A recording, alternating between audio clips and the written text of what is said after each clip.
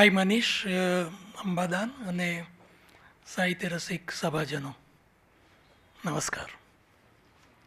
આપને સૌને મળીને ખૂબ આનંદ થયો. રાજેન્દ્ર શાહના કાવ્ય સંગ્રહ વિશે, ધ્વનિ વિશે વાત કરવાની છે. પણ રાજેન્દ્ર શાહ વિશે મારી પાસે એટલી બધી વાતો છે કે હું શું કરું અને શું ન કરું એવું થઈ રહ્યું છે. તમને સૌને ખબર હશે કે એક એવું પક્ષી છે જે વીટુઈ વીટ અવાજ કરતું હોય છે ઉડતી વખતે, અને એ પક્ષીના સંદર્ભનું રાજેન્દ્રભાઈનું એક કાવ્ય હતું, બહુ જ નાનું, હાઈકુ જેટલું. એ નાના કદના કાવ્ય વિશે મેં દીર્ઘ કદનો આસ્વાદ લખ્યો. એ આસ્વાદ ક્યાંક કોઈ સામયિકમાં પ્રકાશિત પણ થયેલો, પણ મને યાદ નથી કયું સામયિક, ઘણા વર્ષો થઈ ગયા. અમે રૂબરૂ મળ્યા નહોતા. કપડવંશ એમનું વતન, અને 1966થી 1972 સુધી 6 વર્ષ સુધી કપડવંશ કોલેજમાં હું પ્રોફેસર હતો. વતનના ઘરે મળવાનું થયું. મળ્યા ત્યારે મને કહે કે સુમન, હું તમને મળવા ખૂબ આતુર હતો. મેં કહ્યું કે હું પણ. અને ઘણી બધી વાત ચાલી, આ સ્વાદની પણ વાત ચાલી. એમની દીકરી મારા ક્લાસમાં ભણતી હતી, અને એ રીતે કપડવંજમાં એક ખાસ પ્રકારનો અનુબંધ રાજેન્દ્રભાઈ સાથે ઊભો થયેલો. મોરારી બાપુની કેન્યામાં રામકથા હતી. રાજેન્દ્રભાઈ પણ નિમંત્રિત હતા. મને રાજેન્દ્રભાઈ કહે કે સુમન, તું મારી જોડે રહેજે. હા, મેં કહ્યું કે ચોક્કસ. દિલ્હી સાહિત્ય અકાદમી અને એની એડવાઇઝરી જે કમિટી હોય મુંબઈમાં, એમાં નિરંજન ભગતના કાવ્યોના સંપાદનની વાત હતી. હવે સંપાદનની જે સાલ હતી અમુકથી અમુક સુધીની, એમાં નિરંજનભાઈના કાવ્યો હતા નહીં. એટલે બધા કહે કે ભાઈ સંપાદનમાં નિરંજન ભગતના કાવ્યો ન લઈ શકાય. પણ જે પેલા મોટાપા હતા ને સંપાદકના મિત્ર, એ કહે કે એમાં શું, નિરંજનના કાવ્યો તો કોઈ પણ જગ્યાએ લઈ શકાય. રાજેન્દ્રભાઈએ ગાંઠો પાડીને કહ્યું, મારો મિત્ર છે તો પણ તમને કહું છું કે એ સંપાદનમાં એના કાવ્યો નહીં હોય. આવો એમનો સ્વભાવ હતો, એકદમ ખરો સ્વભાવ જેને કહીએ. પૂનામાં એકવાર સેમિનાર હતો, ત્યારે શિવરામ કારંત, ગુલાબદાસ બ્રોકર, રાજેન્દ્ર શાહ, એ બધા મુરબ્બીઓની સાથે હું પણ હતો, અને મને બહુ મજા આવેલી એમની સાથે સાહિત્યિક વાતો કરવાની. આમ એક અંગત ભૂમિકા રાજેન્દ્રભાઈ સાથે ઊભી થયેલી. એમનો જન્મ 1913માં છે, 2010માં અવસાન છે, અને 97 વર્ષનું આયુષ્ય છે, 97. એ વિશે પણ એકવાર વાત કરી હતી. મુંબઈમાં જ કહેતા હતા કે બહુ જીવવાની કોઈ મજા નથી સુમન, કેટલી બધી તકલીફો ને બધું. પણ મેં કીધું તોય સારું તો કહેવાય જ ને, કે આ કહેવાય ખરું, બધું કહેતા. MS યુનિવર્સિટીમાં ભણેલા, વડોદરામાં. ફિલોસોફી સાથે BA થયા છે. વડોદરામાં બંગાળી ભાષા શીખ્યા, પણ કોની પાસેથી? પડોશી પાસેથી. બાજુમાં કોઈ હશે એની પાસેથી શીખ્યા. વેપાર ધંધામાં એમને ખાસ ફાવટ આવી નથી. અમદાવાદમાં કરિયાણાની દુકાન કરેલી, પછી મુંબઈ ગયા. ત્યાં લાકડાનો વેપાર કરનારો એક વેપારી હતો, એને ત્યાં નોકરી કરી, અને થાણાના જંગલોમાં અવારનવાર જવાનું બનતું. પછી મુંબઈમાં પ્રિન્ટિંગ પ્રેસ શરૂ કર્યું, લિપિની પ્રિન્ટ રહી. એક દિવસ આગ લાગી, પણ ત્યાં દર રવિવારે કવિ મિત્રો મળતા અને કાવ્યરસનો વિનિમય કરતા એમ કહી શકાય. એમનું જે જાણીતું સામયિક કવિલોક, જે પછી હજી પણ ચાલે છે, એનો પ્રારંભ ત્યારથી કર્યો. કાવ્ય સંગ્રહો અને અનુવાદો મળીને એમના પુસ્તકોની જો સંખ્યા ગણવા બેસીએ તો 20થી 25 જેટલી થાય. ઘણા સંગ્રહો છે: ધ્વનિ, આંદોલન, શ્રુતિ, શાંત કોલાહલ, ચિત્રણા, ક્ષણ જય તિરંતન, વિષાદ ને સાદ, મધ્યમા, ઉદ્ગીતિ, દક્ષિણા, પત્રલેખા, પ્રસંગ સપ્તક, પંચવર્ષા, કિંજલકિની, વિભાવન વગેરે. એમને દેશનો સર્વોત્તમ સાહિત્યિક એવોર્ડ જ્ઞાનપીઠ અપાયો 2001માં. ત્યારે હિન્દીનું એક સામયિક અથવા તો છાપવું હશે, મને બરાબર યાદ નથી, સહારા સમય, એના ખબરપત્રીએ એમની મુલાકાત લીધી. એ મુલાકાત પછી એક બકવાસ જેવી, જેને કહી શકે એવી ચર્ચા ચાલી અને એટલે લગી વાત ચગી ગઈ કે આ એવોર્ડ આ વ્યક્તિને ખોટી રીતે અપાયો છે. સારા સમયના તંત્રીએ ઇન્ટ્રો બાંધીને લખેલું, આખું ગુજરાત જ્યારે કોમી દાવાનળની આગમાં સળગતું હતું ત્યારે કવિ રાજેન્દ્ર શાહ જ્ઞાનપીઠ પુરસ્કારની પ્રતીક્ષામાં પ્રેમની કવિતાઓ કરતા હતા. દેશનો ઉચ્ચોચ્ચ જેને કહી શકાય એવો એવોર્ડ મળે છે ત્યારે આ છાપું એમની આ પ્રકારની ઠેકડી ઉડાડે છે. આથી હલકટ અને મૂર્ખતાભર્યું પત્રકારત્વ મેં આજ દિન સુધી જોયું નથી. અને દુઃખદાયી આશ્ચર્યની વાત તો એ છે કે દેશના નામી અનામી એવા સાહિત્યકારો પણ એમાં જોડાયેલા. મહાશ્વેતા દેવી પણ આપણું સમકાલીન છાપું મુંબઈનું અને આપણું નિરીક્ષક એ આખો બકવાસ આપણે ત્યાં લાવ્યા, જેથી આપણને સૌને ખબર પડી કે આટલું મોટું અપમાન કવિનું થયું છે. તો સનસનીખેજ જે પત્રકારત્વ હોય છે ને, એ મૂળે તો બાલિશ હોય છે અને રાષ્ટ્રભક્તિને નામે કોઈ પણ વ્યક્તિ વિશે ગમે તે લખી શકે છે. કિન્નાખોરી હોય છે એમાં એક પ્રકારની. એવા સાહિત્યકારો પણ હોય છે જે પોતાને જાગૃત પ્રજાજન કહેવડાવતા હોય છે, પણ એ દાવો જેટલો વાચામાં હોય છે એટલો કર્મમાં નથી હોતો. અને પગે રેલો આવે ત્યારે ઉંદરડાની જેમ દરમાં પેસી જતા હોય છે. રાજેન્દ્રભાઈ 1930માં મેટ્રિકનું ભણવાનું છોડીને દાંડીકૂચમાં જોડાય છે 17 વર્ષની ઉંમરે. બહુ ઓછાઓને ખબર છે કે આઝાદી પૂર્વે રાષ્ટ્રધ્વજ ફરકાવવા કપોડંજના ટાવરે ચડી ગયેલા અને પેલા પોલીસથી બચવા અથવા તો પોલીસના જુલમની સામે પડવા ઉપરથી ભૂસકો મારેલો. સ્વાતંત્ર્ય સેનાની હતા, કારાવાસ પણ વેઠ્યો છે. તો એમનું જે આ પરિમાણ છે એમના વ્યક્તિત્વનું, એને આપણે કેવી રીતે ભૂલી શકીએ?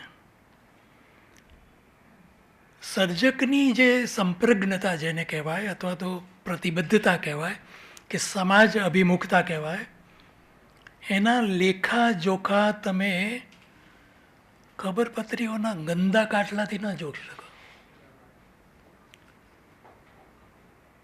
કાટલા ગંદા એટલા માટે કે મોટાભાગના છાપા સરકારોની કુર્નિશ બજાવતા હોય છે.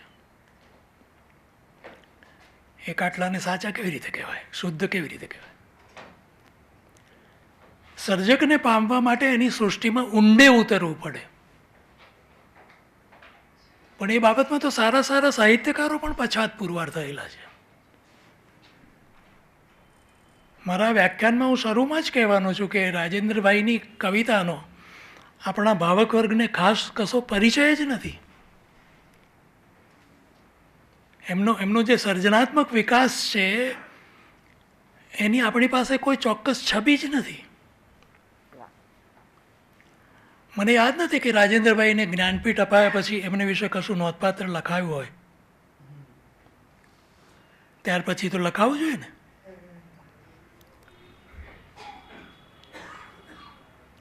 આ દુર્ઘટનાની વાત તમને સૌને મેં એટલા માટે કરી કે રાજેન્દ્ર સૃષ્ટિમાં પ્રવેશો ત્યારે શુદ્ધ મન બુદ્ધિથી પ્રવેશ્યો.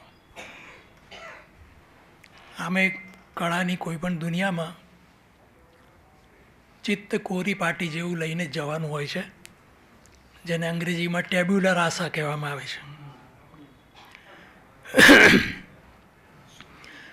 મેં એ સહારા સમય સંદર્ભે 2003માં રાજેન્દ્રભાઈની એ મુલાકાત નિમિત્તે એવું શીર્ષક બાંધીને લેખ કરેલો અને એ ભાઈની જબરજસ્ત મેં ઝડતી લીધેલી. એ જ વર્ષમાં મેં મૂર્ધન્ય ગુજરાતી ભારતીય કવિ રાજેન્દ્ર એવા શીર્ષકથી, ગુજરાતી ભારતીય પણ મૂર્ધન્ય રાજેન્દ્ર એવા શીર્ષકથી 19 પાનાનો લેખ કરેલો છે અને બંને લેખ મારા નિસ્બતપૂર્વક પુસ્તકમાં છે. એકવાર એમનું શાંત કોલાહલ કાવ્ય, તો મેં મિત્રોને કહ્યું કે આ એક જ કાવ્ય વિશે આપણે જુદા જુદા કંઈક આપણને શું કહેવું છે તે કહીએ તો કેવું લાગે. તો 6-7 મિત્રોએ જુદી જુદી સમીક્ષાઓ લખીને આપણે મારા ખેવના સામયિકમાં છાપેલી. આ બધું છતાં મારે આજે તમને થોડીક જુદી વાત કરવી છે. એ વાતો કરાઈ ગઈ તો કરાઈ ગઈ. એમનું કાવ્ય સર્જન 17 વર્ષની ઉંમરે શરૂ થયું છે. ધ્વનિ એમનો પહેલો કાવ્ય સંગ્રહ છે. 1951માં પ્રકાશિત થયો છે. ત્યારે એમની ઉંમર 38 વર્ષની છે. ત્યારથી માંડીને 1983 સુધીનો જે સમય છે એ 31-32 વર્ષ એમની દીર્ઘ સર્જન યાત્રાનો સમય છે. 1983 પછી પણ એ યાત્રા અવિરામ ચાલુ રહી છે. 1983માં એક બહુ સરસ વસ્તુ બની કે જેમ સમગ્ર કવિતા ઉમાશંકરનું હતું, સર્વસંગ્રહ, બધા જ સંગ્રહોનો સંગ્રહ, તો ઉમાશંકરે જે કંઈક વાત કરી હશે કે રાજેન્દ્ર તારો પણ કંઈક થઈ જાય, તો એ તો નિષ્પૃહ્યતા થાય તો થાય, પણ એ થયું અને એનું નામ રાખવામાં આવ્યું સંકલિત કવિતા. 1000 પૃષ્ઠ છે એના, એથી પણ વધારે, અને એક એક પાન ઉપર રાજેન્દ્રનો શબ્દ અંકિત છે. આવો માતબર જે કવિ છે એની વાત હું આ 50-60 મિનિટમાં કેટલી કરી શકવાનો. તો પણ મારો પ્રયત્ન એવો છે કે હું એમની એક સારી છબી જો ઊભી કરી શકું તો મને ગમશે. મારી ફરિયાદ એ કે એમની સૃષ્ટિનો આપણને ખાસ ઊંડો પરિચય નથી, છતાં મારે કહેવું જોઈએ કે નિરુદ્દેશે, આયુષ્યના અવશેષે અને શ્રાવણી મધ્યાહ્ને એ 3 કાવ્યોની વાત બધા લોકો વારંવાર કર્યા કરે છે અને 3થી વધારે કોઈ પરિચય છે નહીં એવું પણ કહી શકાય. એમના મૂલ્યાંકન માટે આ 3 રચનાઓને ધ્યાનમાં લેવાય છે એ સારી વાત છે. 3 રચનાઓ અત્યંત સુંદર છે, કોઈ પ્રશ્ન જ નથી, પણ 3માં ના બેસી રહેવાય ને, એવું કેવી રીતે ચાલે? એટલે એની થોડીક હું વાત કરીશ અને સીમિત પરિચય અને જે મૂલ્યાંકન પણ જે સીમિત છે એનાથી તમે અજ્ઞાત અને વંચિત ન રહી જાઓ માટે એ 3ની વાત પણ હું કરીશ. પણ આ ક્ષણે હું તમને દીર્ઘ કાવ્ય સર્જન યાત્રાની યાદ કરાવવા માગું છું અને ધ્વનિથી સંતોષ માનીને અટકી ન જઈએ આપણે, એટલું જ નહીં ધ્વનિને સારી રીતે જાણીએ અને માણીએ. એમની સૃષ્ટિની 3-4 ઓળખો મારે કરાવવી છે આ વ્યાખ્યાનમાં, જેથી એને ઓળખી શકીએ આપણે એ કવિતાને. પહેલી ઓળખ એ છે કે એ સૃષ્ટિ સભરે ભરી છે. એમાં બધું જ છે એમ. ધોની પછીના જે સંગ્રહો છે એના ઉડ્ડયન કહી શકાય, જે એકદમ ફ્લાઇટ. પહેલાં સંગ્રહ પછી માણસો ઘણીવાર તો અસ્ત પામતા હોય છે કે થઈ ગયું હવે શું. ના, એવું નથી. શ્રુતિ, શાંત કોલાર, ક્ષણજે ચિરંતન, મધ્યમાં ઉદ્ગીતિ, પત્રલેખા. તમે આ સંગ્રહોની રચનાઓમાં કવિ કર્મનો વિકાસ જોઈ શકો. કાવ્ય પ્રક્રિયામાં કવિ કેટલા આગળ વધી રહ્યા છે એનો હિસાબ માણી શકો. સભરે ભરી છે એમ કહું છું ત્યારે એમાં સોનેટ કાવ્યો છે. બધા જ સંગ્રહોમાં સોનેટ કાવ્યો છે. બહુ જ જાણીતું આયુષ્યના અવશેષે 5 સોનેટનું કાવ્ય છે. વનખંડમાં 4 સોનેટ છે. રાગિણીમાં 8 સોનેટ છે. સોનેટ જ્યારે 2 હોય ત્યારે સોનેટ ગુચ્છ કહેવાય, અને સોનેટ જ્યારે એથી વધારે હોય ત્યારે સોનેટ માળા કહેવાય. પણ સોનેટ માળા ખરા અર્થમાં ત્યારે કહેવાય જ્યારે તમે 14 સોનેટ લખ્યા હોય. કેમ કે સોનેટની પંક્તિ 14 હોય છે, તો 14 સોનેટ લખો ત્યારે સોનેટ માળા થાય. નિરંજનભાઈ એ સોનેટ માળા નથી લખી, એટલું આપણે યાદ રાખવું જોઈશે.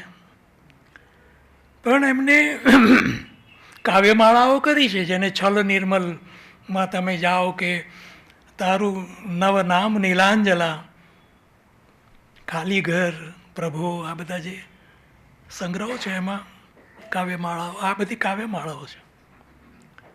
યક્ષના નામનો જે સંગ્રહ છે એમાં એમને 10 પંક્તિના કાવ્ય કર્યા છે. દરેક કાવ્યની 10 પંક્તિ. ગઝલવાળા મિત્રોને સારું લાગે કે 5 શેર કરીએ છીએ, 10 જ પંક્તિ હોય છે ને. પણ એમને પંચપર્વા નામે ગઝલ રચનાઓ પણ કરી છે, જે ગઝલકારોએ સ્વીકારી નહીં, એ જુદી વાત છે.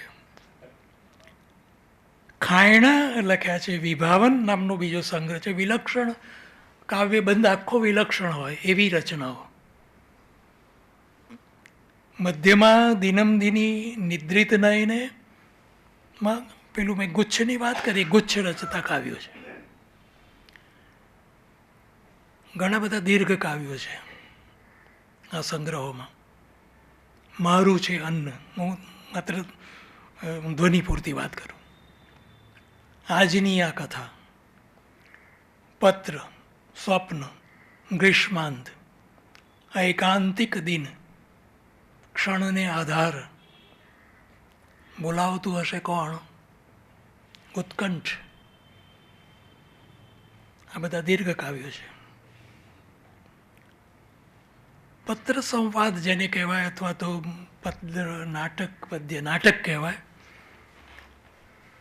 એવું તો ખાસ થયું નથી. ઉમાશંકરથી પણ નથી થઈ શક્યું. પ્રયત્ન હતા તો એવો એના જેવો કંઈક કરવાનો જે પ્રયાસ હતો, અલબત્ત અભાન પ્રયાસ હતો. એમને કોઈ સંકલ્પો કર્યા નથી કદી પણ એ વાતો કરવાનો છે.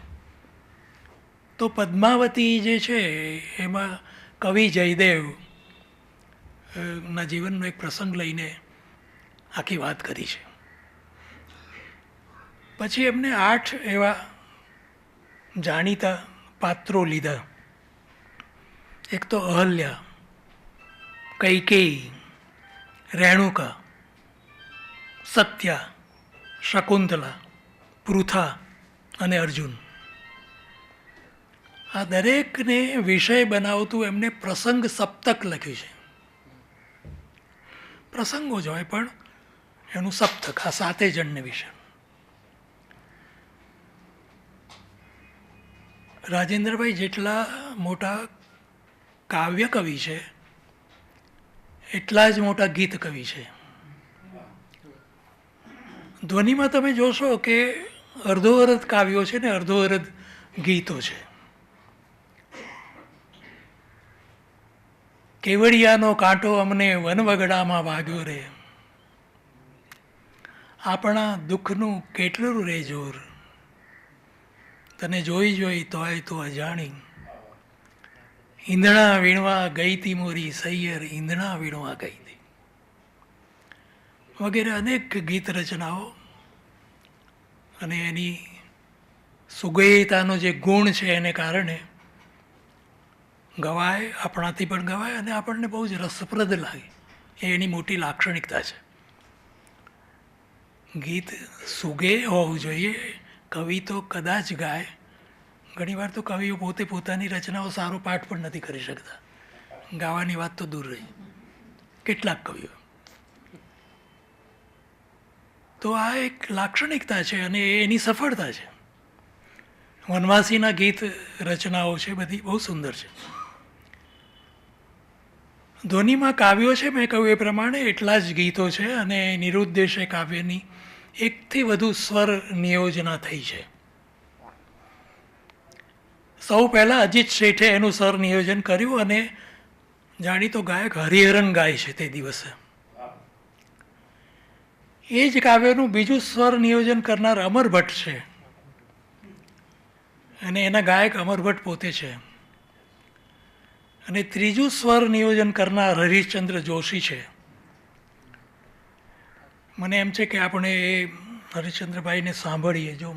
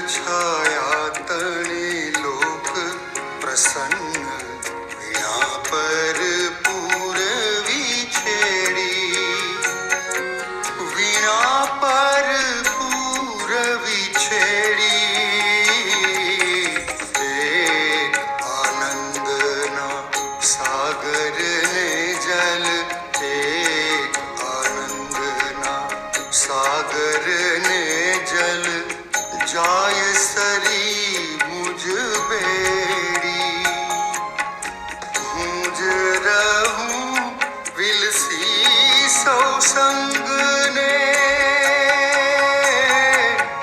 હું જ રહું વિલસી સૌ સંગને, હું જ રહું અવશેષે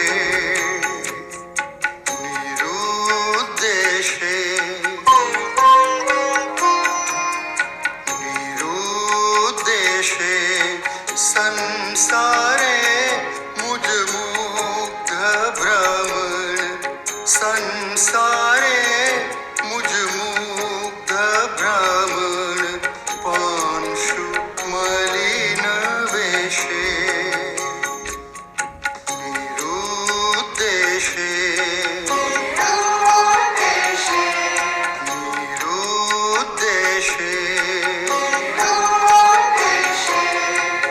નિરુદ્દેશે.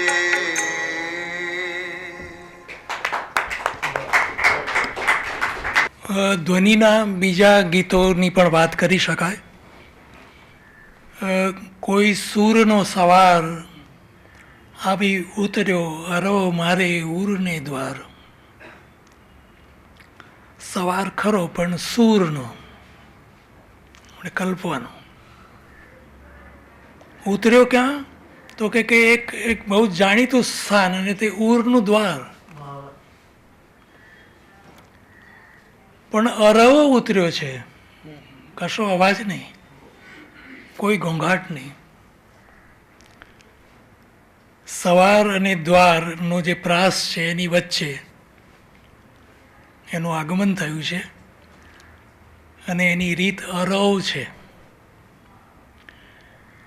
આ બધી વસ્તુ આપણને વધુ ને વધુ વિચારવાની ફરજ પાડે છે. હું આખા કાવ્યોની કે આખા ગીતોની વાત નહીં કરી શકું, આવા કંઈક ઈશારા કરી શકીશ. બહુ જાણીતું, તને જોઈ જોઈ તોય તું અજાણી. હું એમ કહું કે એ ગીત રાજેન્દ્રભાઈનું જ નથી રહ્યું. ગુજરાતી ભાષામાં અને ગુજરાતી સમાજમાં એટલું બધું ભળી ગયું છે કે એ ગીત એમનું છે એવું પણ આપણને યાદ નથી. એટલે વર્જીલે કહ્યું છે પૂરા કાળમાં કે ભાઈ જે કવિનું નામ ભૂલાઈ જાય એ કવિના શબ્દને મહાન સમજવો. ઈંધણા વીણવા ગઈતી મોરી સૈયર, ચૈતરનું આભ સાવ સોનું સોનું ને તોય, કંઈથી કોકિલ કંઠ બોલે રે લોલ. આભ તો સોનું છે, સોનું સોનું. પછી કહે છે કે વનની વનરાઈ બધી નવલી તે કૂંપળે, બધી જ કૂંપળ. વનની વનરાઈ બધી નવલી તે કૂંપળે, દખ્ખણને વાયરે ડોલે રે લોલ. વાયરો દખ્ખણનો છે. દક્ષિણનો જે પવન હોય એને વિશેનો એક કવિ સમય છે કે એ પ્રેમીઓને માટે હોય છે. પ્રેમીઓના મિલનનો એમાં સંકેત છે, અથવા તો વિરહનો સંકેત છે, જેમ ગણવું હોય તેમ. એટલે વાત કરવી છે આ ચૈત્રનું આભ સોનું સોનું અને કોકિલ કંઠ, વિરોધાભાસ આખો. એક સોનું છે અને કોકિલનો કંઠ છે, કોકિલ ગાઈ ઉઠે છે. બધી કૂંપળો પણ નવલી થઈ ગઈ છે. તે વખતે પ્રેમીઓનું મિલન સાધી આપે એવું એની સૈયર ઈચ્છે છે. સૈયર ભલે ઈંધણા વીણવા ગઈ હતી, પણ એનો સંગાતી ત્યાં લગી આવે અને એને મળે એવી એને વાટ જોવી હતી. એટલે ઈંધણા વીણવાનો તો ખાલી ઉપક્રમ જ હતો, બહાનું જ હતું. વાટ જોવાનો જ ઉપક્રમ હતો એમ કહીએ તો ચાલે. તારા તે નામનું પ્રાણની વેણુમાં ગાન ભર્યું અણમૂલ. આમાં શું વિવરણ શું કરવું, શબ્દો જ બધું કહી દે છે. તારા તે નામનું પ્રાણની વેણુમાં ગાણ ભર્યું અણમૂલ. બોલ સખી બોલ, એ શું હતી મુજ ભૂલ, એ મારી ભૂલ હતી. હવે અણમૂલ, ભૂલ, ફૂલ, અનુકૂળ અને છેલ્લે ધૂળ, આવી જે એકદમ સાર્થક પ્રાસ રચના છે એનો તો આનંદ જ જુદો છે. એ આખું કવિ કર્મ તપાસવા બેસીએ ત્યારે આ બધું મળે આપણને. પણ કેટલું ઝીણું જોઈ શકે છે કાવ્ય નાયક. હું કાવ્ય નાયક એટલા માટે કહું છું કે રાજેન્દ્રભાઈ આ બોલે છે તો કવિ બોલે છે એવું વિચારવાની અથવા તો એવી રીતે વાત કરવાની આપણને ટેવ પડી ગયેલી છે, તો એ બરાબર નથી. નવલકથા વખતે આપણે કહીએ છીએ કે ભાઈ પન્નાલાલનો નાયક બોલે છે, પન્નાલાલ નથી બોલતા. તો એવી રીતે કાવ્યમાં પણ કવિ બોલે છે એવું શું કરવા કહેવાનું? કાવ્ય નાયક બોલે છે, કાવ્યની નાયિકા બોલે છે. એક જગ્યાએ સુંદર એમ સુંદરને સંબોધન કર્યું છે. સુંદર કોણ આપણે જાણતા નથી. બહુરી કુટિલ તવ છલના, તારી છલના બહુ જ કુટિલ છે. પલરૂપ એક અવર પણ દૂજો, મન કઈ પામત કલના. સૃષ્ટિનો જે કરતા ધરતા કે નિયંતા જે ગણો તે એની જે રચના છે આ, એને નાયક છલના કહી દે છે. અને કુટિલ છલના કહે છે એટલે એમાં તો ઘણું બધું કહેવાય ગયું. અને એ કેટલું સાચું છે. પળે પળે એના રૂપો બદલાયા કરે છે ને એક કળ એટલે કે કળ અથવા તો એક કળા ને પામી શકાતી નથી. આટલું વાસ્તવશીલ દર્શન એક બે પંક્તિમાં કવિ આપણી સામે મૂકી દેતા હોય તો એ બહુ મોટી વસ્તુ કહેવાય. અલ્યા મેહુલા એમ કરીને મેહુલાને સંબોધન કર્યું છે. મારા ખેતરની વાટમાં વગાડ નહીં પાવો, તારે કોઈના તે કાળજાનો રાગ નહીં ગાવો. વરસાદ વખતે કાળજાનો રાગ તો જાગી જ જાય અને એ પ્રેમીજનોનો અનુભવ છે. એ રાગ પ્રિયના વિરહે કરીને વ્યથિત કરી મૂકે એવો પણ હોય.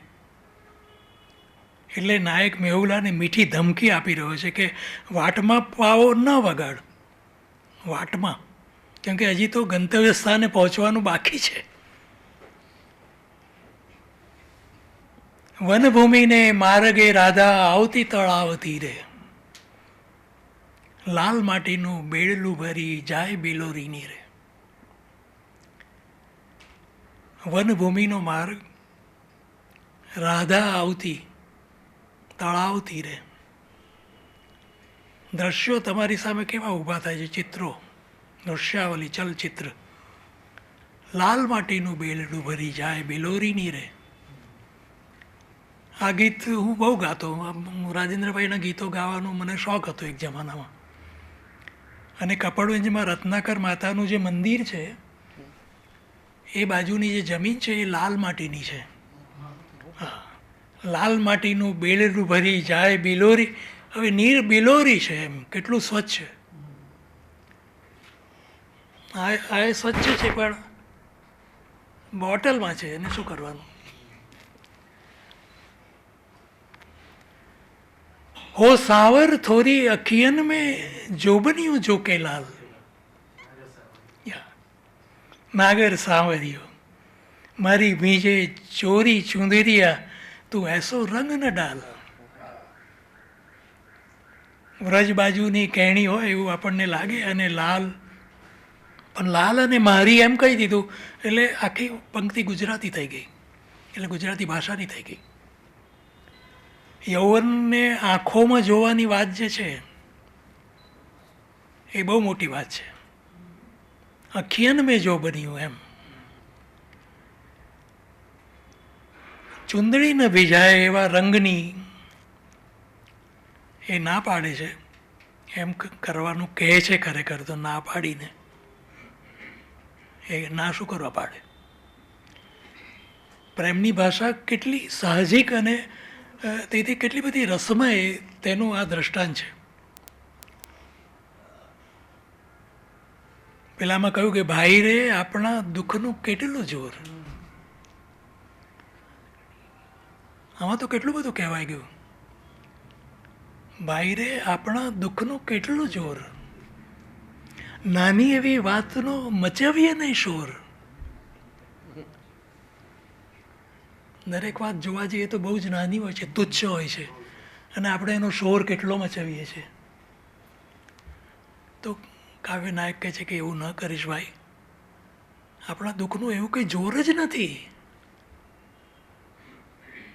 તું એને ભારે દુઃખ, ઘણું દુઃખ એવું બધું શું કરવા બોલે. સજલ મેઘની શાલ પે સોહે ઇન્દ્રધનુષની કોર. સજલ છે મેઘ, જળથી ભરેલો, અને એની શાલ છે અને એની જે કોર છે તે ઇન્દ્રધનુષની છે. એટલે જો એને તમે ઘનશ્યામ કહેતા હો અને એને તમે દુઃખદ ગણતા હો તો આવી પણ એક શક્યતા છે કે એની કોર ઇન્દ્રધનુષની છે, 7 રંગની બનેલી છે. એમાં જ કહે છે કે કોકડું છે પણ ઝીણો વણાય દુકુલ. આનાથી વધારે મોટી ફિલસૂફી શું હોઈ શકે? કોકડું છે પણ એનું ઝીણું વણાય દુકુલ. હું અસ્તિત્વવાદ શીખવતો હોઉં ને વિદ્યાર્થીઓને ત્યારે કહેતો હોઉં કે ભાઈ આ જીવન એક ગૂંચ છે, હા, અને એને ઉકેલી લેવાની છે આપણે. રાજેન્દ્રભાઈ એ ગૂંચને એકદમ દેશ્ય શબ્દ કોકડું તે ઓળખાવે છે, અને ઉકેલવા ખોલવાની વાત નથી કરતા. એના કયા વિના જ કહી દે છે કે ઝીણું વણાય દુકુલ.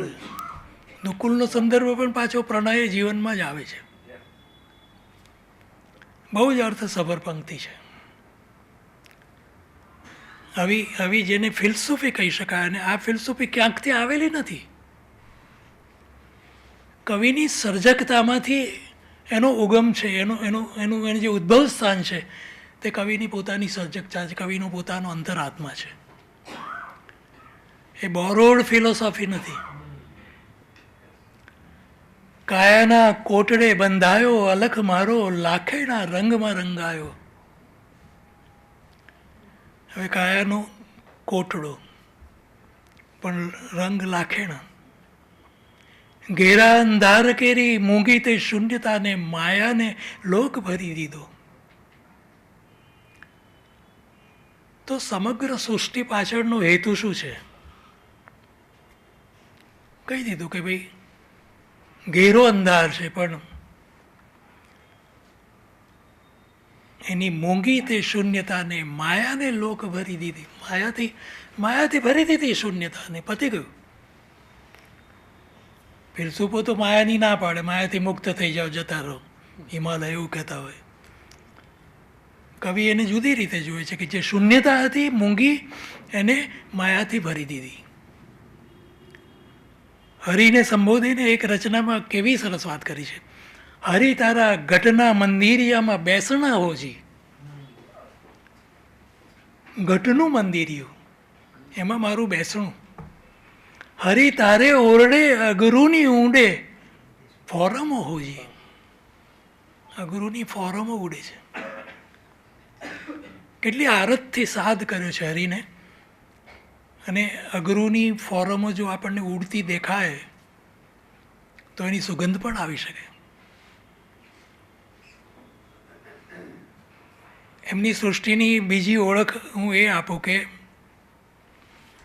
એમાં કાવ્યના 4 પરિમાણો હોય છે. અથવા તો કોઈ પણ સાહિત્ય કૃતિમાં 4 પરિમાણો હોય છે. સાહિત્ય કૃતિની વાત જવા તો કાવ્યની વાત કરીએ કે કોઈ પણ કાવ્યને એનું પોતાનું એક વસ્તુ હોય, સબ્જેક્ટ મેટર જેને આપણે કહીએ છીએ, કાવ્ય વસ્તુ. પછી એ કાવ્યનો એક પ્રકાર હોય, સોનેટ હોય કે આ હોય કે તે હોય, ખંડકાવ્ય હોય, મુક્તક હોય, હાઇકુ હોય, કાવ્ય પ્રકાર હોય. કાવ્ય માધ્યમ હોય, એ છંદમાં હોય, છંદમાં ન હોય, પરંપરિતમાં હોય, વગેરે વગેરે. એનું માધ્યમ શું? અને ચોથી વસ્તુ એ કે એમાંથી કેવી બાની પ્રગટે છે. બાની એટલે વાણી. હવે લખાય છે તે ભાષા છે અને બોલાય છે તે વાણી છે. તો દરેક કાવ્યમાં અને દરેક કવિમાં એક બાનીનો આવિષ્કાર થતો હોય છે. તમને હું એક ફકરો સંભળાવું તો તમે કહેશો કે આ તો ગોવર્ધન રામ છે, બાની. આ તો સુરેશ જોશી છે, આ રવિન્દ્રનાથ છે, એ બાની છે. તો આ ચાર વસ્તુઓનું એક એવું સાયુજ્ય છે રાજેન્દ્રભાઈમાં, એમની કાવ્યકૃતિમાં, કે એને તમે છૂટું નહીં પાડી શકો. અધ્યાપકોએ એ કરવું પડતું હોય છે. હું ભણાવું ત્યારે આ ચારે ચાર પરિમાણ જુદા પાડી બતાવું, પણ એ ક્લાસમાં, અહીંયા નહીં. અહીંયા જે કરવાનું છે તે જુદું ને ત્યાં કરવાનું છે તે જુદું, એ સમજવાની વસ્તુ છે.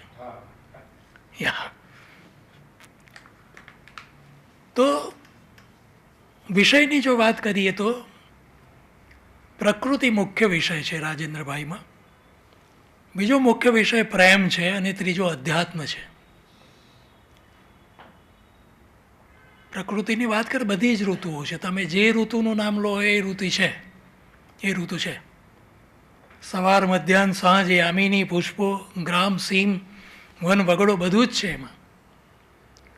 પ્રેમના વિષયની વાત કરો તો એમાં ઝંખના છે, મિલનનું સુખ છે, વિરહની વેદના છે, જે માગો તે છે. જે ભાવ અથવા તો જે સંકુલતાનો જે વળાંક તમારે જોઈતો હોય એમાં કવિએ કામ કરેલું છે.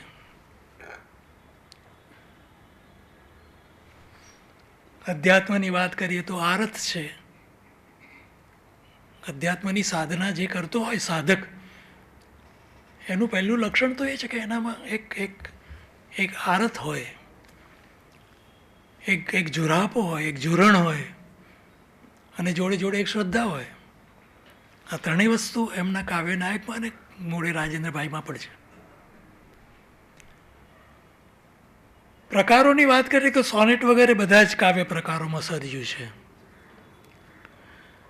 કાવ્ય માધ્યમની વાત કરીએ તો છંદ તો ખરા જ, અક્ષરમેળ ખરા, પણ અન્યથા મેળવાતા જે લય હોય, જેને લય મેળ કહી શકાય, પરંપરિત લય મેળ કે લોકગીતોના લય પણ એમને મેળવ્યા છે. એ એમના મુખ્ય કાવ્ય માધ્યમો છે. કકડ થતીને ખોળંગ ગાતી જતી ડમણી જૂનીનો જે હરિણી છે, અથવા તો જે વસંત તિલકા છે, બધામાં હરિગીત છે, ઠેકાણે ઠેકાણે ઝૂલણા છે, બંગાળી પયાર છંદને મળતો આપણો મનહર છે. કાવ્ય માધ્યમમાં આ જ પ્રકારનું વૈવિધ્ય છે. અને જ્યારે જે રચનાને જોઈએ એ પ્રકારનો લય એમને મળી રહેતો હોય છે. એ વસ્તુ એમને મુંબઈની મુલાકાતમાં સરસ રીતે કહી હતી કે હું ને જયંત પારેખ પણ હતા કે તમને મિત્રોને હું શું કહું, એમ કે ચિત્તમાં જ કાવ્ય આવે છે, પછી ઉતારી લેવાનું હોય છે. અને એનો લય કે એનો છંદ જુદા નથી હોતા. આવી વાત કરતા હતા. એમના પત્નીની વાત તો ખૂબ જ કરતા હતા, એમ કે હું એમની જોડે વાતો કરું છું વગેરે વગેરે. તો અધ્યાત્મની વાત કરતા આપણને એમ ખબર પડે કે એમાં તો બધા ભાવો અમૂર્ત હોય, એનું વર્ણન ન થઈ શકે. વર્ણવા જાઓ તો કંઈ બીજું જ બનીને ઊભું રહે. તો તંદ્રા હોય, સ્વપ્ન હોય, આનંદ હોય, ઝંખના હોય, શૂન્યતા હોય, પ્રકાશ, ધ્વનિ, ગંધ, સમય, સ્મૃતિ, આ બધા જે તત્વો છે એને આકારી આપવાની જવાબદારી હોય છે કવિની અથવા તો કોઈ પણ સર્જકની. બહુ મોટી કસોટી છે. અમૂર્ત છે એને મૂર્ત કરવાની વાત છે, અને શબ્દથી કરવાનું છે. તો એ બધાને આકારી આપે એવી એમની કાવ્યબાની છે. એથી દૃશ્યો રચાય છે અને બધું સેન્દ્રિય થઈ જાય, ઇન્દ્રિય ગ્રામ ઇન્દ્રિય પ્રત્યક્ષો રચાય અને આપણને સુખનો રસનો આસ્વાદનો અનુભવ થવા માંડે. અંધકારના એમને કેટલા બધા રૂપો સર્જ્યા છે.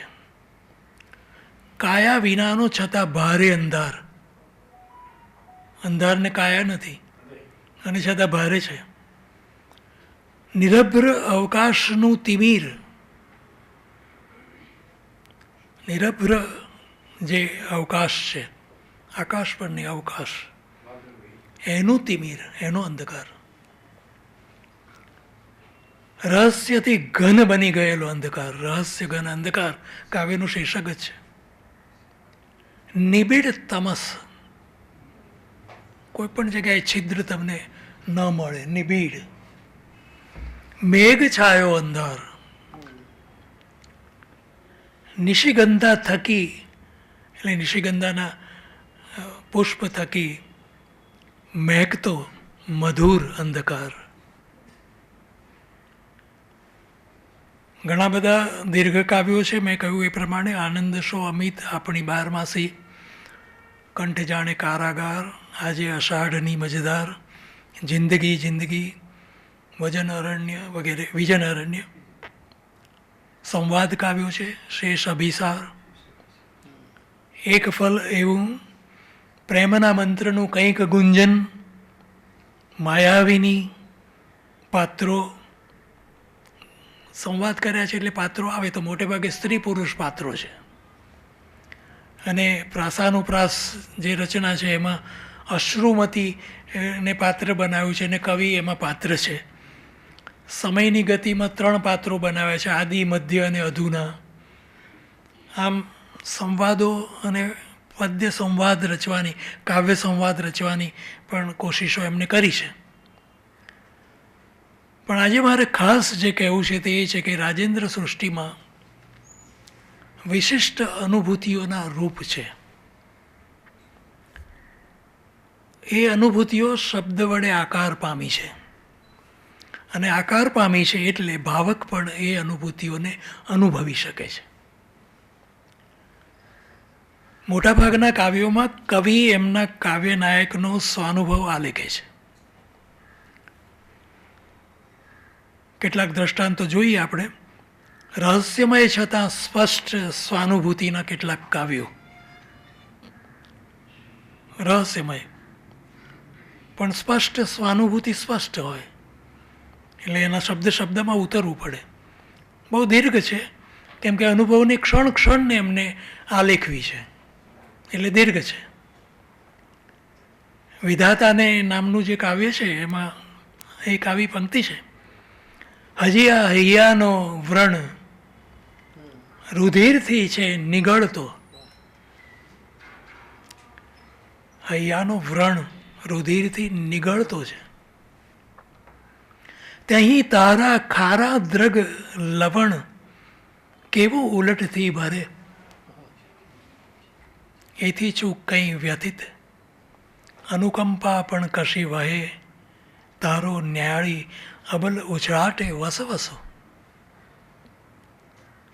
પણ તે વિજી રહે તું તારી ચરમ બલથી વજ્ર ચપલા.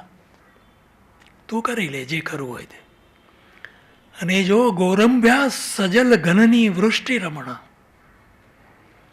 અહીંયા પણ સજલ પેલું છે અને એની વૃષ્ટિ રમણા એટલે કે એની આરત અને એની ઈચ્છા રજૂ કરેલી છે. નાયકને વિધાતાની જે ક્રૂરતા છે તેનો પણ અનુભવ છે અને કરુણતા અને કૃપાનો પણ અનુભવ છે. આજ આષાઢની માજમ રાતને મેઘ છાયો અંધાર. ઊંડી ભરી જાણે અંતર વેદના, નેવલા રૂવે ચોધાર. વિરહની વેદના કેટલી અનોખી અને એની અનુભૂતિનું કાવ્ય, બધે અનુભૂતિ છે કાવ્યના નાયકની. જિંદગીમાં કહે છે કે રાત્રિની અરવ અંધારની આરસી. જરાક ધ્યાનથી સાંભળજો. રાત્રિની અરવ અંધારની આરસી, એની પાસ બેસી મને હું ઘડી ન્યાળતો. રાત છે, કશો રવ એટલે કે અવાજ નથી, અને એમાં અંધાર છે. પણ એ અંધાર કાવ્યનાયકને આરસી લાગે છે, અને એમાં એ પોતાને ન્યાળે છે, જુએ છે. એટલે શું કરે છે? એ આત્મનિરીક્ષણ કરી રહ્યો છે. એના આત્મનિરીક્ષણના અનુભવનું આ કાવ્ય છે. ન્યાળવું ક્રિયાપદ રાજેન્દ્રભાઈને બહુ ગમતું ક્રિયાપદ છે, અવારનવાર આવે. વિજન અરણ્યમાં કહે છે કે એકાકી હું અહીં થાય ને, દરેકને આ પ્રશ્ન થતો હોય, હું એકાકી છું. આધ્યાત્મિક પ્રશ્ન છે આ, જોવા જઈએ તો. તરત જ કહે છે કે નહીં. અને પછી સહ્યાદ્રીના ડુંગરોમાં આવેલું જે પેલું દંડકારણ્ય છે એની બધી નિરૂપણા કરવા માંડે છે. એકાકીપણું છે તે પ્રકૃતિના સહવાસમાં હળવું થઈ જાય છે. એક સવારમાં કહે છે કે રાત્રિ કેરા ચરમ પ્રહરે જાગીને જ્યાં દ્વાર ખોલ્યા જાગીને, ત્યાં મેં સ્થિમિત નમણી શાંત ન્યાળી સવાર. આ ત્રણ વિશેષણો છે ને કેટલા સુંદર છે. નમણી, સ્થિમિત, શાંત. રાત અને સવારે એ બે સ્થિત્યંતરો, પણ એની વચ્ચેથી કાવ્યનાયકનો અનુભવ કાવ્યનાયક પસાર થયો છે, અને એમાંથી એને આ પ્રકારની ઉપલબ્ધિ થઈ છે સવાર, આવી સવારની. હવે હું નિરુદ્દેશીની થોડીક વાત કરું કે કાવ્યનાયક અને રાજેન્દ્ર શાહ સ્વયં સંસારમાં જે ભ્રમણ છે એ બંનેનું અને આપણા સૌનું એની નિરૂપણ કરે છે. સંસારે ભ્રમણ, એ ભ્રમણ મુગ્ધ છે. આપણને કોને નથી ગમતું જીવન? જીવનની માયા કોને નથી? અને એમાં આપણે કઈ બુદ્ધિ વાપરીએ છીએ? આપણે મુગ્ધ જ છીએ. એમાં કુસુમ કોકિલ છે પ્રકૃતિ, એમાં પ્રેમ છે, અને ઘેલા કરી મૂકે એવા નિખિલના રંગ પણ છે, તેજ છાયા પણ છે, વીણા છે, અને આનંદ સાગર પણ છે. છતાં નાયક કહે છે કે જાણીતા કોઈ પંથે હું નથી ગયો, લોકો જાય ત્યાં નથી ગયો. ડગ ભરીને આગવી કેડી કોરી છે એને. તો એક તરફ હુંનો આ રીતે વિલાસ છે, અને અંતે અવશેષ પણ હુંમાં જ આવે છે. પાંચસો મલિન કે સન્નિવેશ જેવા શબ્દો રચનાએ ઊભી કરેલી જે કાવ્યબાની છે એમાં આમ ઓગળી જાય છે, રસાઈ ગયા છે. ટેવાવું પડે થોડુંક. અહીંયા કંઈક થોડીક વાત નોંધવાની જરૂર છે આ કાવ્ય વિશે. મુગ્ધ ભ્રમણ તો છે, પણ શું કહે છે? ક્યારેક મને આલિંગે છે કુસુમ કેરી ગંધ. કોઈક વાર મને આલિંગે છે, ક્યારેક મને સાદ કરે છે કોકિલ મધુર કંઠ. નૈણ તો ગેલા થાય નિહાળી, નિખિલના સૌરંગ. ક્યારેક ક્યારેક આવું બધું થાય છે, પણ ભ્રમણ નિરુદ્દેશે. એને નક્કી કર્યું છે કે હું ભોળવાઈશ નહીં, કોઈ પ્રયોજન કે હેતુમાં નહીં ચાલ્યો જઈશ. નિરુદ્દેશે, કોઈ ઉદ્દેશ નથી. હું જ રહું વિલસી સૌ સંગ, ને હું જ રહું અવશેષે. એટલે ઘણું કહી શકાય, પણ સમય. શ્રાવણી મધ્યાહ્નમાં સ્વાનુભૂતિનું જ આલેખન છે. બહુ ઓછા લોકોનું ધ્યાન ગયું છે. લોકો પ્રકૃતિને એની વાત કરતા હોય છે, પણ આ પણ કાવ્યનાયકની સ્વાનુભૂતિનું કાવ્ય છે કે આ બપોરે મને શું થયું, શ્રાવણના મધ્યાહ્ને શું થયું. એનું આ પોતાનો જ અનુભવ છે. એટલે કહે છે કે તેવું જ મારું સહેજે ઉરસ્પંદમાન. મારું એમ કહીને પોતાની વાત કરી દીધી. એવું કીધું કે તેવું નચિંત મન મારું ન હર્ષ શોક. ના સ્વપ્ન કોઈ હતું નેણ મહી વસ્યું, વા વીતેલ તેની સ્મૃતિનો પણ ડંખ કોક, મારે ગમા અણગમા કશું હતું નહીં. ઘોંઘાટહીણ પણ ગાઢ હતા ન સૂના, ઘોંઘાટહીણ પણ ગાઢ હતા ન સૂના. એ કંટકે વિરલ બંધુર રૂપ દીઠું. તો આ બધું એને અનુભવ્યું છે. હું બહુ આમ કૂદકા લગાવીને બધું કહી ગયો. એના એક એક પંક્તિ સાથે આપણે એનો આસ્વાદ કરીએ તો ઘણી મજા આવી શકે. મેં સહેલવા મન કરી લીધ વન્ય પંથ. સહેલ કરવા માટે. પછી પંથ કેવો વગેરે વાત આગળ ચાલે છે. આમ હું વાંચવા પણ માગતો હતો પણ ઘણો સમય જાય માટે આગળ વાંચતો નથી. ઘંટા રવે યદ્યપી ના દીધો રણકાર, ને તોય અમલ ગુંજનનો શો પીધો. ઘંટ વગાડે છે એનો કોઈ રણકાર નથી દીધો, પણ અમલ ગુંજન, એનું જે ગુંજન છે તેનો અમલ પીધો. અને શું થયું? કૈલાસના પુનિત દર્શન, ધન્ય પર્વ. ના સ્વપ્ન જાગૃતિ તુર્ય ન તોય સર્વ. આ આખી અનુભૂતિ શ્રાવણી મધ્યાહ્નને કાવ્ય નાયકને થઈ છે. હવે એની કાવ્યબાની તમે તપાસો તો એમાં તદ્ભવ તત્સમ દેશે બધા જ શબ્દો છે. મધ્યાહ્નની અલસ વેળ હતી પ્રશાંત, એ પંક્તિમાં શું છે? મધ્યાહ્ન છે, પ્રશાંત છે, અઘરા લાગે કોઈને. પણ વચ્ચે વેળ છે તેનું શું? એ તો જાણીતો છે. એને અલસ કહી છે, અલસ વેળ. બીજી પંક્તિ પણ એકદમ સરળ છે. ધીરે ધીરે લસતી ગોકળ ગાય છે. બપોરે વેળાની જે ગતિ છે ને એને ગોકળ ગાયની ગતિ સાથે સરખાવવી અને એ રીતે ગતિને દૃશ્ય કરવી કે આમ આમ આમ આમ ચાલે છે. આ શબ્દ સ્વામી જ કરી શકે. સાવ સરળ પંક્તિ. બહારો ઉતારી શિરથી પથને વિસામે, નાનેરું ગામ શ્રમથી વિરીમ્યું લગાર. આપણે શું ફરિયાદો કરીએ છીએ કે રાજેન્દ્રભાઈમાં તત્સમ શબ્દો સંસ્કૃત આવે છે ને સમજાતું નથી, નગરા છે ને અપરિચિત. વોટ? એમને જ્યારે જેની જરૂર પડી તે જ વાપર્યું છે. આપણે આ સાદી સીધી પંક્તિઓનું ધ્યાન કેમ નથી લગાડતા? ધ્યાનમાં કેમ નથી લેતા? હું સુરેશ જોશીના મૃણાલ કાવ્યને એ રીતે હું રાજેન્દ્ર શાહના આ કાવ્યને ગુજરાતી ભાષા અને ગુજરાતી કાવ્ય સાહિત્યનું ઘરેણું ગણું છે. કોઈ સવાલ જ નથી. આયુષ્યના અવશેષે. જન્મસ્થળ ભણી જવા નીકળ્યો છે નાયક આયુષ્યના અવશેષેમાં. એ વિલક્ષણ જે અનુભૂતિ છે એની આ કથા કહેનારું કાવ્ય છે, કથા કાવ્ય છે, પ્રસંગ કાવ્ય છે, જે કહેવું હોય. અહીંયા બધા શબ્દો કામ નથી લાગતા. કકડ થતી ને કોળંગાચી જતી ધમણી જૂની.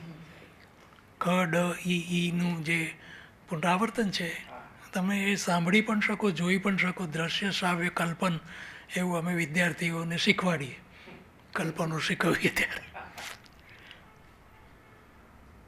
સાવ સુગમ પંક્તિ છે આમ જોવા જઈએ તો. અને પછીની પંક્તિઓ પણ એવી દુર્ગમ નથી.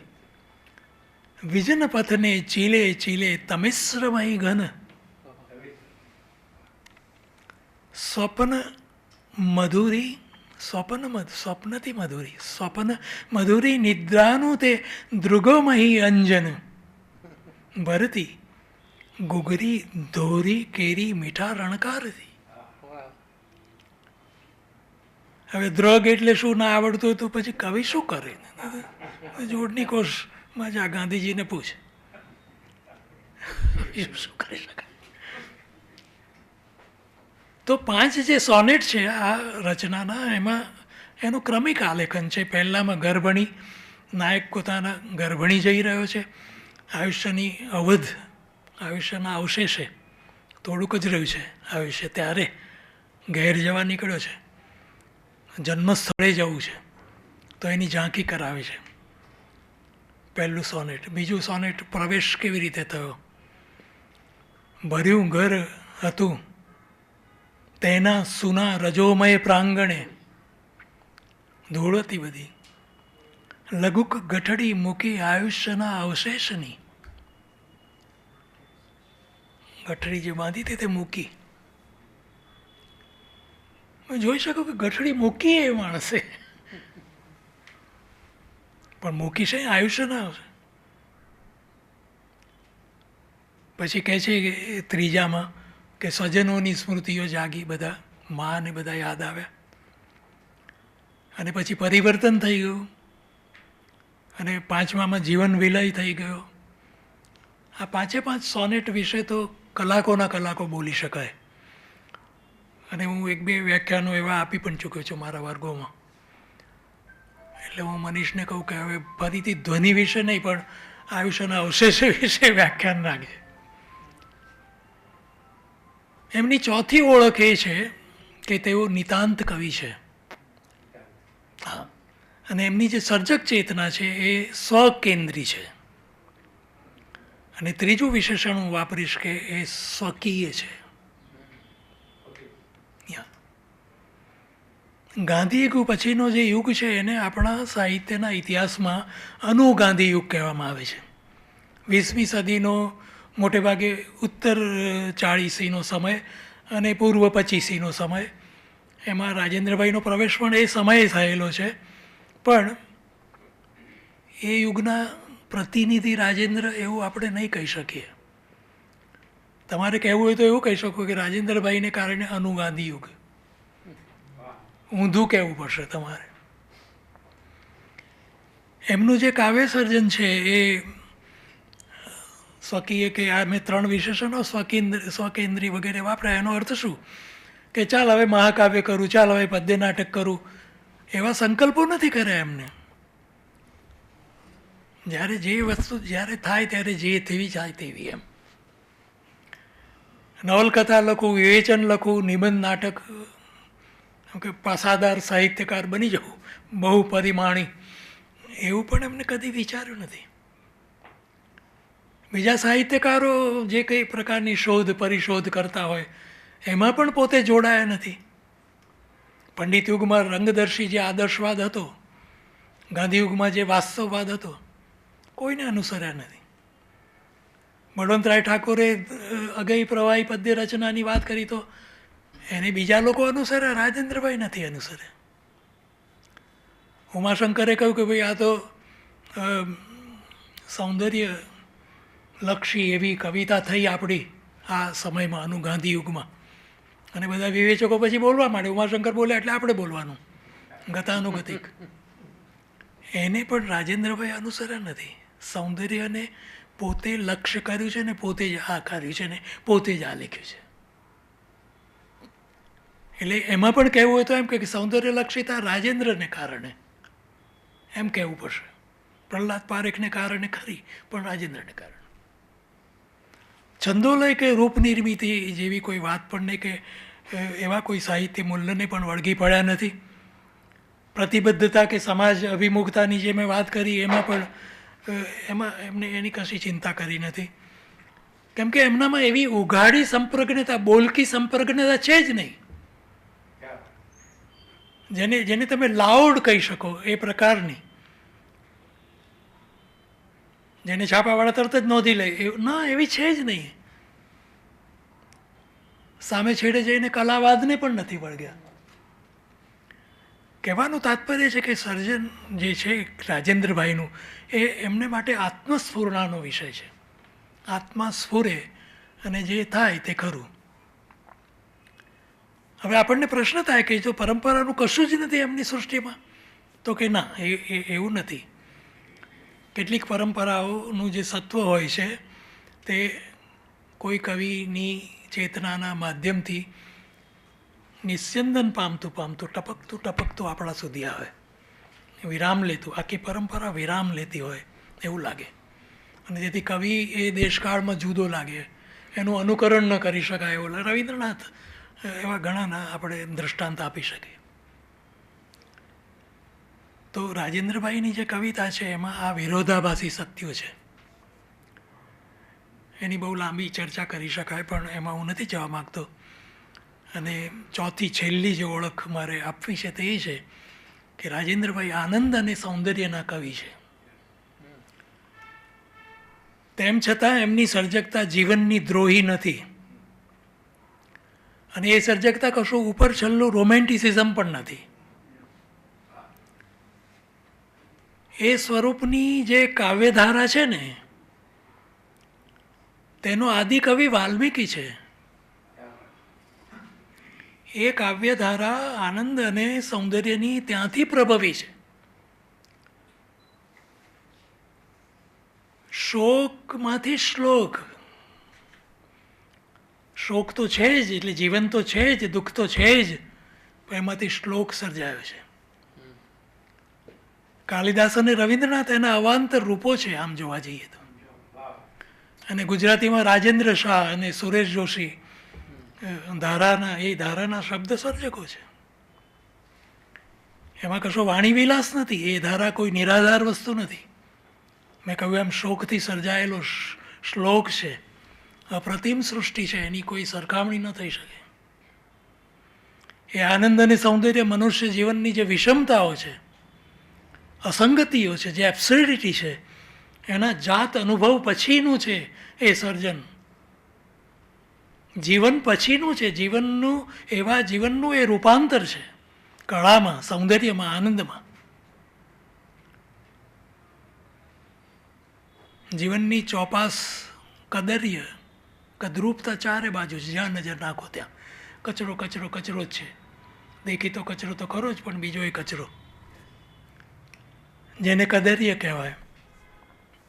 પણ કદર્યનું સૌંદર્યમાં રૂપાંતર કરનાર કવિઓ હોય છે, તે આ ધારાના કવિઓ. તો વિશેષ તો મારે શું કહેવું, તમારા સૌનો આભાર માનું છું. અને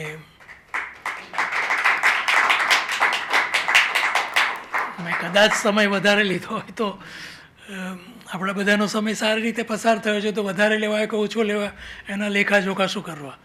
thank you again, thank you so much. સૌ પ્રથમ તો બંને વક્તાઓના વક્તવ્યથી આપણને કંઈ વિશેષ પ્રાપ્તિ થઈ હોય તો બંને વક્તાઓનું ખૂબ તાળીથી અભિવાદન કરીશું. બંને વક્તાઓને વંદન, એમનો આભાર. આપ સૌ સમય ખર્ચીને આવ્યા એ માટે આપ સૌનો આભાર. જેમને નિમંત્રણ કાર્ડ કુરિયરથી નથી મળતા તો તેઓ બહાર પોતાનો વોટ્સઅપ નંબર લખાવી શકે છે. તો એ માધ્યમ દ્વારા અમે આગામી જે કંઈ કાર્યક્રમ હશે એમની જાણ કરીશું. બહાર ચા કોફીની વ્યવસ્થા એને ન્યાય આપશો. એક સમૂહ તસવીર લીધા બાદ કાર્યક્રમ પૂર્ણ જાહેર થશે. પૂર્ણ આપનો આભાર.